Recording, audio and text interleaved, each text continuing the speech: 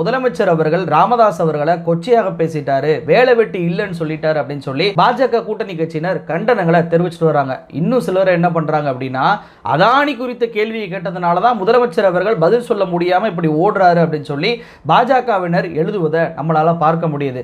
உண்மையிலேயே அதானி குறித்த கேள்விக்கு தான் முதலமைச்சர் அவர்கள் இப்படி பதில் சொன்னாரா அப்படின்னு சொல்லி கேட்டா இல்ல, துறையினுடைய அமைச்சர் சொல்லியிருக்காரு, நீங்க ட்விஸ்ட் பண்ணிட்டு இருக்காதீங்க. இதற்கு முன்பே ஒரு நிருபர் அதானி குறித்து கேள்வி கேட்கும் போது சம்பந்தப்பட்ட அமைச்சர் இது குறித்து விளக்கம் அளித்து விட்டார் என்பது முதலமைச்சர் அவர்கள் சொல்லக்கூடியது மிக தெளிவா இருக்கும். ஆனா ஒரு சில மீடியாக்கள் இதை கட் பண்ணி ராமதாஸ் அவர்கள் கேள்வி கேட்டதை மட்டும் பரப்பிட்டு இருக்கிறாங்க. முதலமைச்சர் அவர்கள் ஃபுல்லா பேசினதை ஒரு சில மீடியாக்கள் வெளியிட்டிருப்பதையும் நம்மளால பார்க்க முடியுது. அப்போ அதானி குறித்த கேள்விக்கு முதலமைச்சர் அவர்கள் இப்படி பதில் சொல்லல அப்படின்றது தெரிஞ்சிருச்சா? சரி, ராமதாஸ் அவர்களை ஏன் இப்படி சொல்லணும், வேலை வெட்டி இல்லைன்னு ஏன் சொல்லணும் அப்படின்னு சொல்லி சில குற்றச்சாட்டுகளை வைக்க முடியாது பார்க்க முடியுது. குறிப்பாக அன்புமணி ராமதாஸ் இருக்கட்டும், தமிழிசை சவுந்தரராஜனா இருக்கட்டும், அண்ணாமலையா இருக்கட்டும், இவங்க எல்லாருமே தங்களுடைய ட்விட்டர் பக்கத்தில் கண்டனங்களை தெரிவிச்சிருக்காங்க.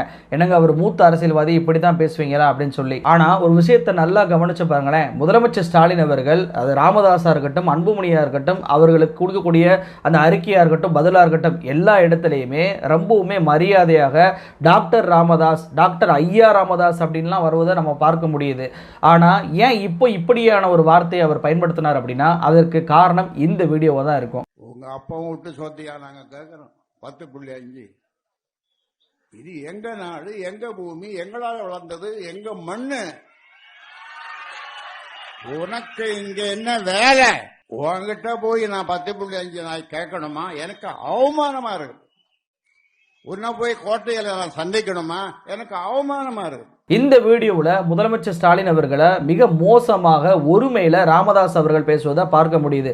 வெறுமன ஒருமையில் மட்டும் பேசலை, சாதி ரீதியான கண்ணோட்டத்திலையுமே முதலமைச்சர் அவர்களை இழிவுபடுத்தக்கூடிய வேலையிலுமே ராமதாஸ் அவர்கள் செய்வார். அதாவது நீ எல்லாம் ஒரு ஆள், நீ எல்லாம் கோட்டையில் இருப்ப, உன்னையெல்லாம் நான் வந்து பார்க்கணுமா, எனக்கு அவமானமாக இருக்கு அப்படின்னு சொல்லுவதே முதலமைச்சர் அவர்கள் மீது வைத்த சாதிய கண்ணோட்டத்தினால வக்கிர பார்வை தான். அப்போ இன்னைக்கு முதலமைச்சர் அவர்கள் ராமதாஸுக்கு வேற வேலை இல்லை அப்படின்னு சொன்னதை ஒரு வயசான அரசியல்வாதியை இப்படி பேசலாமா, ஒரு மூத்த அரசியல்வாதி இப்படி பேசலாமான்னு சொல்லக்கூடிய இதே அன்புமணி ராமதாசும் தமிழிசையும் அண்ணாமலையும் முதலமைச்சர் அவர்களை போய் இப்படி இழிவா பேசலாமா, சாதிய கண்ணோட்டத்தில் பேசலாமா, ஒருமையில பேசலாமா அப்படின்னு சொல்லி அன்னைக்கு ராமதாஸை கண்டனம் தெரிவிச்சாங்களா அப்படின்னு சொல்லி கேட்டா யாருமே ஒரு வார்த்தை கூட பேசல. அப்போ முதலமைச்சர் அவர்களை பொறுத்த வரைக்கும் ராமதாஸுடைய பாணியிலேயே அவருக்கு பதிலடியை கொடுத்திருக்கிறார் அப்படின்றதுதான் என்னுடைய பார்வையா இருக்கு. சரி, இப்ப பிரச்சனை என்ன? முதலமைச்சர் அவர்கள் ராமதாஸை தரக்குறைவா பேசிவிட்டார் என்பதா? கிடையாது. ராமதாஸ் அவர்கள் வெளியிட்ட அறிக்கைக்கு முதலமைச்சர் அவர்கள் பதில் சொல்லல, பதில் சொல்லும் போது இப்படி சொல்லிவிட்டார் என்பதுதானே. அப்ப ராமதாஸுடைய அறிக்கை தானே இங்க பிரச்சனை.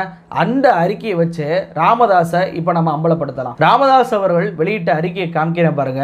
இதுல வழக்கு ஆவணத்தின் 50வது பத்தியில் ஜூலை 2021 முதல் பிப்ரவரி 2022 வரையிலான காலத்தில் இந்திய அரசு அதிகாரிகளுக்கு கையூட்டு வழங்குவதாக அளிக்கப்பட்ட வாக்குறுதியின் அடிப்படையில் ஒடிசா, ஜம்மு காஷ்மீர், தமிழ்நாடு, சத்தீஸ்கர், ஆந்திரம் ஆகிய மாநிலங்களின் மின்சார வாரியங்கள் இந்திய சூரிய ஒளி மின் உற்பத்தி கழகத்திடமிருந்து உற்பத்தியுடன் இணைந்த திட்டத்தின்படி சூரிய ஒளி மின்சாரம் வாங்குவதற்கான ஒப்பந்தங்களை செய்து கொண்டிருக்கின்றன. இவற்றில் ஆந்திர மின்சார வாரியத்திற்கு 7 ஜிகாவாட் சூரிய ஒளி மின்சாரம் வழங்குவதற்காக ஒப்பந்தத்தை பெறுவதற்காக அம்மாநில மின்வாரிய அதிகாரிக்கு ரூபாய் 1750 கோடி கையூட்டி வழங்கப்பட்டதாக கூறப்பட்டிருக்கிறது. நல்லா கவனிச்சுக்கோங்க. மொத்த லஞ்சமாக அதானி கொடுத்தது 2029 கோடி. இதுல 1750 கோடி லஞ்சம் மட்டும் ஆந்திராவுடைய அதிகாரிக்கு கொடுக்கப்பட்டதாக அமெரிக்காவுடைய கோர்ட் தங்களுடைய அந்த ஜட்ஜ்மெண்ட்லயும் குறிப்பிட்டிருக்கிறாங்க. ராமதாஸ் அவர்களும் தன்னுடைய அறிக்கையிலும் அதை குறிப்பிட்டிருக்கிறார். இதை நல்லா கவனிச்சுக்கோங்க. தமிழ்நாடு மின்சார வாரியத்தின் அதிகாரிகளுக்கு எவ்வளவு கையூட்டு கொடுக்கப்பட்டது என்பது குறித்த விவரம் அதில் இடம்பெறவில்லை. நல்லா கவனிச்சுக்கோங்க. யுஎஸ் கோர்ட் மிக தெளிவாக ஆந்திர அதிகாரிக்கு எவ்வளவு ரூபாய் கொடுக்கப்பட்டது, என்ன தேதியில் கொடுக்கப்பட்டது, யாருக்கு கொடுக்கப்பட்டது உள்ளிட்ட எல்லா தகவலுமே யுஎஸ் கோர்ட்டோட ஜட்ஜ்மெண்ட் காப்பியில் இருக்கு. ஆனால் தமிழ்நாடு அரசு நிர்வாகிகளுக்கு என்ன கொடுத்தோம் அப்படின்றது அந்த அறிக்கையிலே இல்லை என்பதை ராமதாஸ் அவர்களை ஒப்புக்கொண்டார். ஆனால் அவர் என்ன சொல்றார்? கூடுதலாக என்றாலும் கூட கையூட்டு பெற்றதில் தொடர்புடைய நிறுவனங்கள் பட்டியல் தமிழ்நாடு மின்சார வாரியத்தின் பெயரும் இடம்பெற்றிருக்கிறது.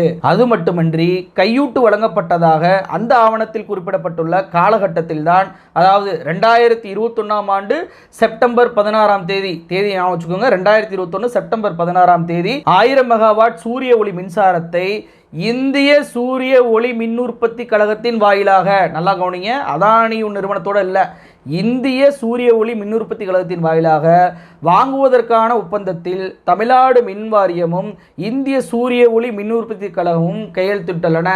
ஆக ராமதாஸ் அவர்களுடைய அறிக்கைப்படியே அந்த ஒப்பந்தத்தில் கையெழுத்து போட்டது 2 பேர். ஒருத்தர் யார் அப்படின்னா SECI solar energy corporation of India என்ற ஒன்றிய அரசுடைய நிறுவனமும் தமிழ்நாடுடைய மின் வாரியமும். இந்த 2 பேர் மட்டும்தான் அந்த ஒப்பந்தத்தில் கையெழுத்து போட்டுக்கிறாங்க.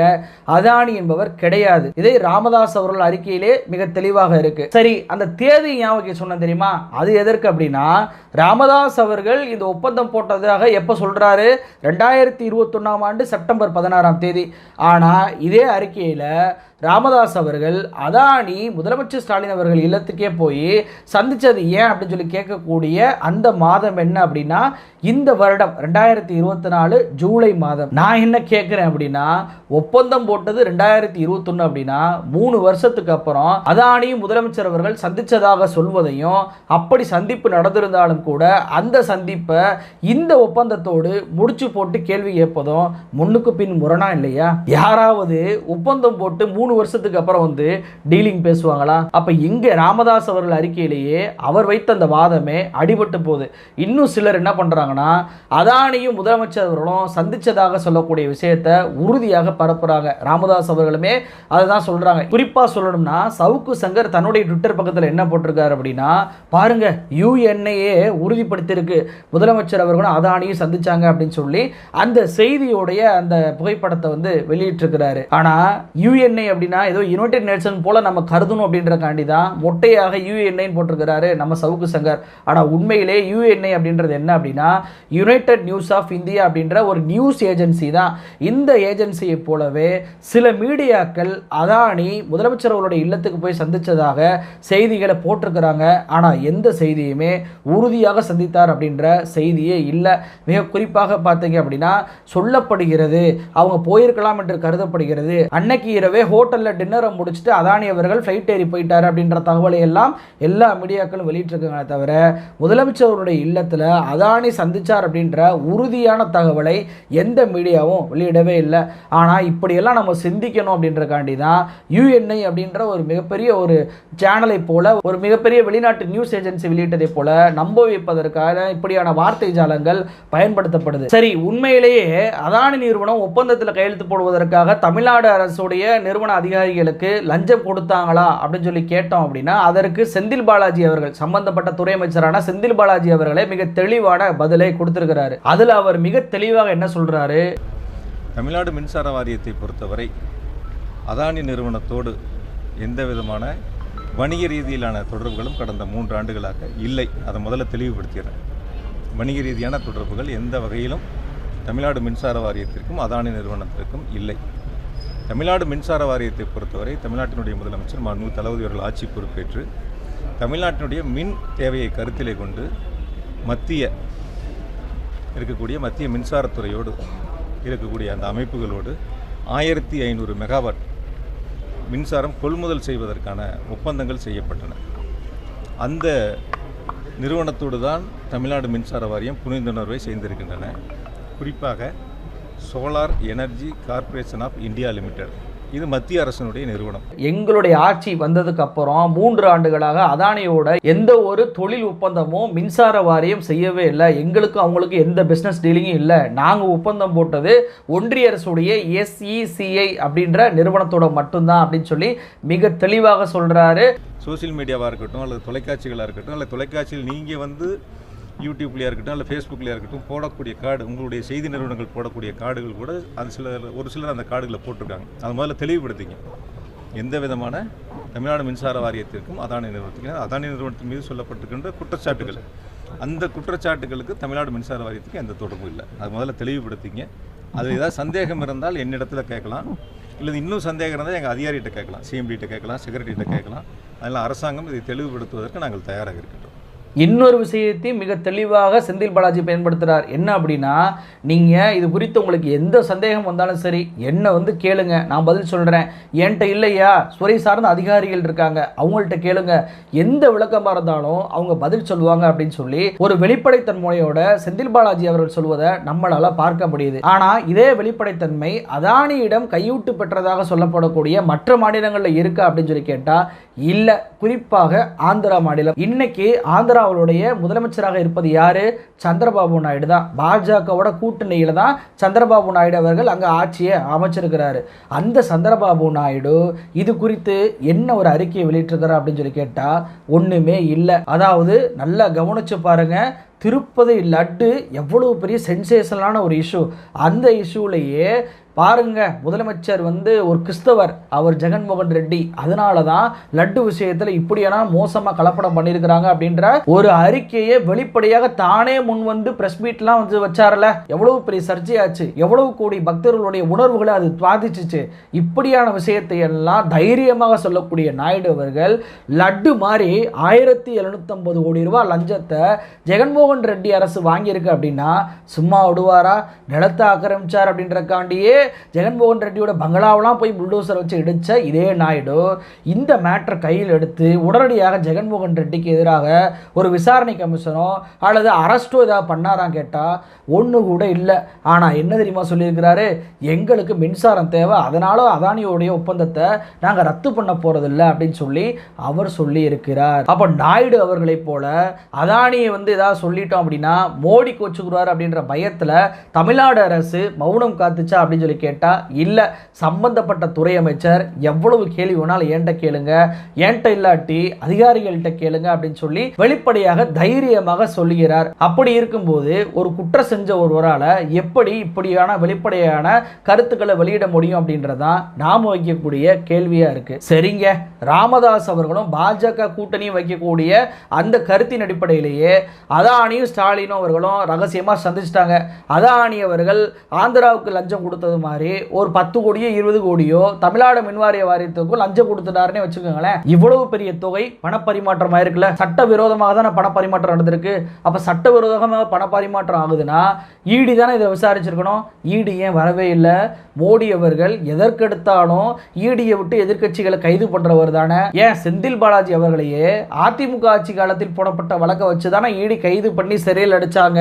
அவர் சிறையில் இருக்கும் போதே இந்த ஒப்பந்தத்திலையும் லஞ்சம் வாங்கிட்டாருன்ற கேஸையும் ஈடி பயன்படுத்தி இவரை சிறையில் வந்து இன்னும் அடைச்சிருக்கலாமே, இவருக்கு ஜாமீன் கிடைக்க விடாம தடுத்திருக்கலாமே. ஏன் பண்ணல? செந்தில் பாலாஜி தானே இதற்கும் அமைச்சரா இருக்காரு. இத்தனைக்கும் தலைமைச் செயலத்துல நீங்க ரைடு விட்டீங்களே, அப்ப கூட உங்களுக்கு இந்த டாக்குமெண்ட் கிடைக்கலையா? அப்போ இங்க லஞ்சம் வாங்கிட்டாங்க, ஊழல் பண்ணிருக்காங்க அப்படின்னா ஈடிய மோடி ஏன் ஏவல அப்படின்றது முதல் கேள்வி. இப்ப சில பேர் கூட கேள்வி கேட்கலாம், அதானி எடுத்து மோடி எல்லாம் பேசுவாரா, அதனாலதான் பேச மாட்டாரு அப்படின்ற விஷயத்தை சொல்லலாம். ஆனா அதானியும் அம்பானியும் ராகுல் காந்திக்கு பணம் கொடுத்துட்டாங்க அப்படின்னு சொல்லி தெலுங்கானாவில் நடந்த தேர்தல் பிரச்சாரத்தில் பேசினவர் தான் இந்த மோடி. चुनाव में ये अंबानी अडानी से कितना माल उठाया है, काले धन के कितने बोरे भर करके रुपये मारे हैं, क्या टेम्पो भर करके नोटे कांग्रेस के लिए पहुंची है, क्या सौदा हुआ है? आपने रातों रात अंबानी अडानी इनको गाली देना बंद कर दिया. जरूर दाल में कुछ काला है. அப்படியாவது முதலமைச்சர் அவர்கள் ஸ்டாலினை அதானி போய் சந்திச்சாரு. முதலமைச்சர் அவர்கள் ஸ்டாலினுக்கும் செந்தில் பாலாஜிக்கும் தமிழ்நாடு அரசுக்கும் அதானி லஞ்சம் கொடுத்து தான் இந்த ஒப்பந்தமே போட்டிருக்காங்க அப்படின்னு சொல்லி ஏதாவது ஒரு இடத்துல மோடியாவது தேர்தல் பிரச்சாரத்தில் பயன்படுத்தினாரா கேட்டா அதுவும் இல்லை. சரி, இன்னைக்கு வந்து முதலமைச்சர் அவர்கள் ஸ்டாலினை என்னங்க தமிழ்நாடு அரசுடைய பேரும் அடிபடுது, நீங்க என்னங்க லஞ்சம் வாங்கினீங்களா அப்படின்னு சொல்லி கேட்கக்கூடிய இதே ராமதாஸ் அந்த அறிக்கையில ஏதாவது ஒரு இடத்துல ஏங்க ஈடி ரைடு விடல, ஏன் மோடி நீங்க இதை பத்தி பேசல, நீங்க தான் திமுகவை பழி வாங்குவீங்களே, உடனடியாக அவங்கள ஜெயிலில் அடைச்சிருக்கலாமே, ரைடு விட்டுருக்கலாமேன்ற ஒற்றை கேள்வியை கூட அந்த அறிக்கையில ஏன் கேட்கல? ஏன்னா ராமதாஸ் சொல்வதை போல அப்படி எதுவும் நடக்கல.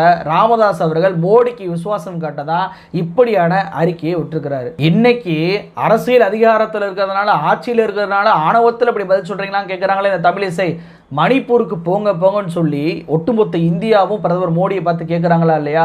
மணிப்பூர் பற்றி வாய் திறங்கன்னு சொல்லி எவ்வளவோ முறை கேட்டாங்க. 80 நாட்களுக்கு மேலாக மணிப்பூர் பற்றி வாய் திறக்காதனால நாடாளுமன்றத்தில் நம்பிக்கையில்லா தீர்மானத்தை கொண்டு வந்தாது பிரதமர் அங்கே பேசியாகணும், அப்படி பேசினாவாது மணிப்பூரை பற்றி பேசுவார் அப்படின்ற அடிப்படையில் ஒரு நம்பிக்கையில்லா தீர்மானத்தை கொண்டு வந்து அப்பயாவது மணிப்பூரை பற்றி பேசுவாரான்னு சொல்லி கேட்டால் எதிர்க்கட்சி நொந்து போய் 1 மணி நேரத்துக்கு மேலே காத்திருந்து வெளிநடப்பு பண்ண பிறகுதான் மணிப்பூர்ன்ற வார்த்தையே மோடி பயன்படுத்தினார்.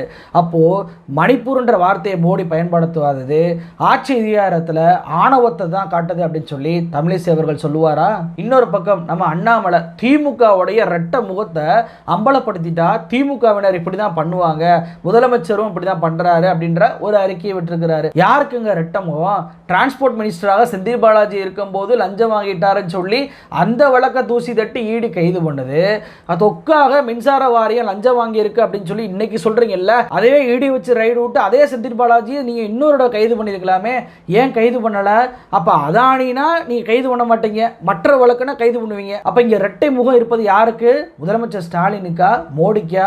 பதில் இருக்கா அண்ணாமலை? சிம்பிளான ஒரு விஷயம் தாங்க. அமெரிக்காவில் அதானிக்கு எதிராக வழக்கு தொடர்ந்த வாதாடிய செக்யூரிட்டி எக்ஸ்சேஞ்ச் கமிஷன், அமெரிக்காவில் இருக்கக்கூடிய மார்க்கெட் ரெகுலேட்டர், இவங்க வைத்த வாதம் படியே பார்த்தீங்கன்னா அதானி அவர்கள் நேரடியாக முதலமைச்சர் ஜெகன்மோகன் ரெட்டியை சந்திச்சு தான் இப்படியான லஞ்சத்தை கொடுத்தாங்கன்னு சொல்றாங்க. அதே போல ஒடிசாமே சொல்றாங்க. ஆனா எந்த இடத்துலையுமே தமிழ்நாடு அரசு இப்படியான லஞ்சத்தை வாங்கிட்டதாக சொல்லவே இல்லை. இன்னொரு விஷயம் என்ன அப்படின்னா, இந்த FBI சாதாரணமாக அதானியை இந்த விஷயத்துல பிடிக்கல. அதானியோட தம்பியோட வாட்ஸ்அப் கால் போட்டோஸ், அதானியோட நிறுவனத்தில் இருக்கக்கூடிய அவங்க பயன்படுத்திய அந்த வாட்ஸ்அப் கால் ஆகட்டும், மெசேஜாக இருக்கட்டும், பவர் பாயிண்டாக இருக்கட்டும், எக்ஸலாக இருக்கட்டும், எல்லா விஷயத்தையுமே தோண்டி துருவி தான் ஆதாரப்பூர்வமாக அதானியை அதை சிக்க வச்சிருக்கிறாங்க.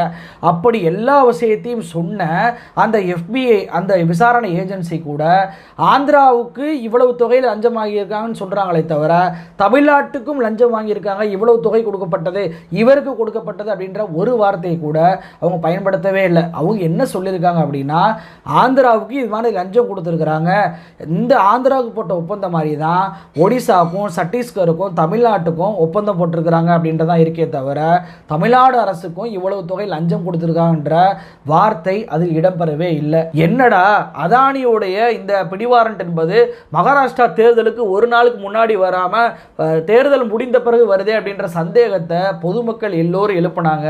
இன்னைக்கு அந்த சந்தேகத்தை உறுதிப்படுத்தும் விதமாக மிக தெளிவாக யாரெல்லாம் எதிர்க்கட்சியாக இருக்காங்களோ அந்த மாநிலத்தில் மட்டும் அதானி ஒப்பந்தம் போட்டதாக அமெரிக்க கோர்ட் பிடிவாரம் பிரிப்பதும் அதை வச்சு இங்கே இருக்கக்கூடிய அரசியல் கட்சிகள் அரசியல் செய்வதை பார்க்கும்போது இதில் ஏதோ ஒரு சதி இருப்பதாக தான் நம்மளால் புரிஞ்சுக்கிற முடியுது. அப்போ அறிக்கையை விட்ட ராமதாஸுக்கு நாம் வைக்கக்கூடிய ஒரு கோரிக்கை என்ன அப்படின்னா, SECI நிறுவனம், அந்த நிறுவனம் ஏன் அதானிக்கு இவ்வளவு பெரிய சோலார் பவருடைய கொள்முதல் பண்ணுவதை ஒப்பந்தம் போட்டாங்க? 2019ஆம் ஆண்டு தான் இப்படியான ஒப்பந்தத்தை மேற்கொள்ளலாம் அப்படின்ற முடிவுக்கே வர்றாங்க. ஒரே வருடத்தில் அதானிக்கு இந்த ஒப்பந்தத்தை தூக்கி கொடுத்தது ஏன் அப்படின்னு சொல்லி முதல் கேள்வியை கேட்டிருக்கிறோம். கஸ்டமரே இல்லாமல் SECI எதற்காக அதானி கிட்ட ஒப்பந்தம் போட்டாங்க அப்படின்ற ரெண்டாவது கேள்வியை கேட்டிருக்கணும். சரி, இப்படி தான் லஞ்சம் கொடுத்துருக்குறாங்க அப்படின்னு சொல்லி அமெரிக்க நீதிமன்றமே சொல்லிட்டாங்க அப்படின்னு சொல்லி வைத்து கொண்டாலும் கூட ஏன் ஈடியை விட்டு இதெல்லாம் விசாரிக்கலை? நாம தானே இதை முதல்ல கண்டுபிடிச்சிருக்கணும். ஏன் அமெரிக்கா கோர்ட் கண்டுபிடிக்கிற வரைக்கும் இந்திய அரசு என்ன செஞ்சுக்கிட்டு இருந்துச்சு அப்படின்னு சொல்லி அதையும் மூணாவது கேள்வியாக கேட்டிருக்கணும். எதிர்கட்சிகளை ஃபுல்லாக ரைடு விட்டு அவங்கள மிரட்டக்கூடிய வேலையை செய்யக்கூடிய பாஜக அரசு எதற்காக ஸ்டாலினுக்கு இவ்வளவு பெரிய தொக்கு அவர் மேட்டர் கிடைச்சிருக்கு? ஸ்டாலின் வீட்டில் ஏன் ரைடு விடலை? சபரீசன் வீட்டில் ஏன் ரைடு விடலை? செந்தில் பாலாஜி வீட்டில் ஏன் ரைடு விடலை அப்படின்னு சொல்லி ஈடி ரைடு ஏன் வரவில்லை? ஈடி ஏன் சட்டவிரோத பண பரிமாற்றத்தை கண்டுபிடிக்கல அப்படின்ற நான்காவது கேள்வியை கேட்டிருக்கணும். சரி, இப்போ அதானி தான் லஞ்சம் கொடுத்துட்டாரு, அதானிக்கு தான் இப்படி கான்ட்ராக்ட் வந்துருச்சு, உடனடியாக SECI அதானியோட போட்ட ஒப்பந்தத்தை ரத்து பண்ணுங்க அப்படின்னு சொல்லி அஞ்சாவது கேள்வியை ஒன்றிய அரசை பார்த்து கேட்டிருக்கணும். சரி, அமெரிக்காவில் இந்த வழக்கு நடக்குது, அவங்களுக்கு பிடிவாரண்ட் போடுறாங்க, அதே போல நம்மளுடைய ஒன்றிய அரசும் ஒரு விசாரணை ஏஜென்சியை வச்சு அதானி அவர்களை விசாரிக்கணும். அதானி அவர்களை விசாரிப்பதன் மூலமாக இந்த யாரெல்லாம் லஞ்சம் வாங்கினான்ற ஒரு பட்டியல் தெரிஞ்சிரும்ல, உடனடியாக ஒரு விசாரணை கமிஷன் அமைங்க அப்படின்னு சொல்லி ஒன்றிய அரசை நோக்கி ஆறாவது கேள்வியை கேட்டிருக்கணும். ஆனா இதை எதையுமே ராமதாஸ் கேட்கல. ஏன் கேட்கல? ஏன்னா மோடி அவர்களுக்கு ராமதாஸ் அவர்கள் விசுவாசம் காட்டுறாரு. அப்போ ராமதாஸ் அவர்கள் வெளியிட்ட அந்த அறிக்கையை வச்சு அவர் வைத்த குற்றச்சாட்டு என்பது போலியானது அப்படின்றத நம்ம சொல்லியிருக்கோம். அதே போல ராமதாஸ் அவர்கள் ஒருமையில முதலமைச்சர் அவர்களை பேசிய போது வாய் திறக்காத இந்த பாஜக கூட்டணி இப்ப முதலமைச்சர் அவர்கள் சொல்வதை பார்த்து வாய் திறப்பதையும் நாம் அம்பலப்படுத்தி இருக்கோம். ஏன் முதலமைச்சர் அவர்கள் இப்படி சொல்றாரு? சம்பந்தமே இல்லாம ஒருத்தர் வந்து எங்க வீட்டுக்கு வந்தாரு அப்படின்னு சொன்னா யாருங்க ஏத்துக்கிற முடியும்? ஒரு நியாயமான குற்றச்சாட்டை வைங்க, ஒரு சந்தேகத்தை கேள்வி கேட்குங்க, அதுக்கு தமிழ்நாடு அரசு விளக்கம் கொடுக்கும். இதுவரைக்கும் அண்ணாமலை கக்கிய பொய்க்கெல்லாம் தமிழ்நாடு அரசு விளக்கம் கொடுத்து தான் செஞ்சிருக்கிறாங்க. அதே போல ஒரு விளக்கத்தை கேளுங்க, தமிழ்நாடு அரசு விளக்கம் கொடுப்பாங்க. அதை விட்டுட்டு அதானி உங்க வீட்டில் சந்திச்சீங்க அப்படின்னு சொல்லி உண்மைக்கு புறம்பான அல்லது ஒப்பந்தம் போட்டு 3 வருஷத்துக்கு முன்னாடி ஒரு சந்திப்பு நடந்ததாக சொல்லி அதை வந்து முடிச்சு போட்டு கேட்பதெல்லாம் யாருமே ஏத்துக்கிற மாட்டாங்க. எல்லோரும் இப்படிதான் சொல்லுவாங்க. இறுதியாக ராமதாஸுக்கு ஒரே ஒரு கேள்வி வைக்கிறேன். இதே மாதிரி தான் திமுகவுடைய அலுவலகம் இருக்கக்கூடிய அறிவாலயம் அது பஞ்சமி நிலத்தில் கட்டப்பட்டது அப்படின்னு சொல்லி ஒரு புகாரை சொன்னீங்க.